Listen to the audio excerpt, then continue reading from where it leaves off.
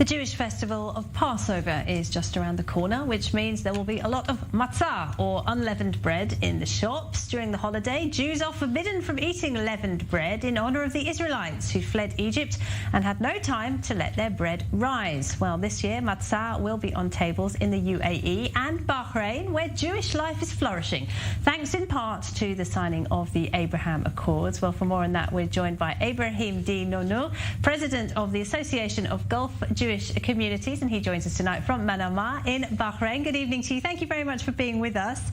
So you're arranging for... Pleasure to be here.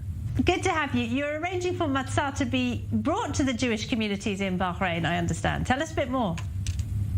Yes, well, for over 140 years, the Jews of Bahrain have been celebrating Pesach, and they've been using matzah, which they make at home.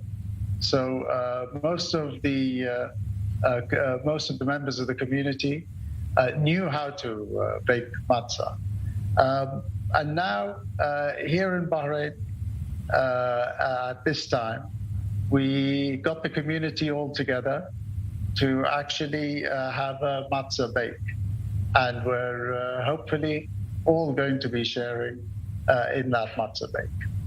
And is demand growing for matzah, do you find? Absolutely. The number of visitors coming over is swelling, and it's wonderful to see. And we're trying our very best to provide for the visitors and for the community here and the community at large in the Gulf. All their requirements. What do non-Jews in Bahrain make of this tradition? Are they interested to hear the story of Passover?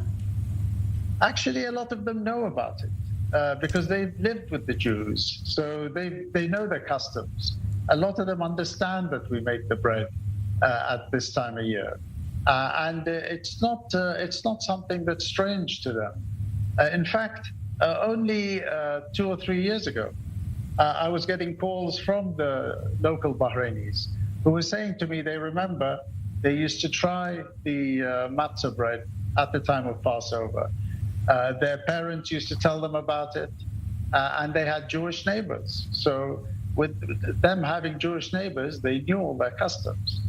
So it's not strange to them. And Bahrain, of course, is a tiny country, even compared to Israel, but it does have a rich history of religious tolerance, doesn't it? Not many people know that about the country. Absolutely. It has a lot to offer, especially Manama, the capital of Bahrain, which used to be the main trading location. That has a very rich history in the number of religions that live together in a very, very small area. And they were very much neighbors, and they very much understood each other in ways that they celebrated each other's religions as neighborly as possible.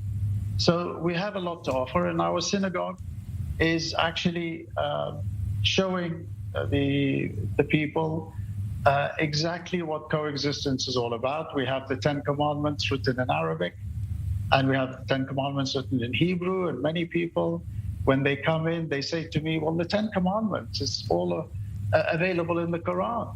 And we say to them, of course it is. There's no difference between the Quran and the Torah.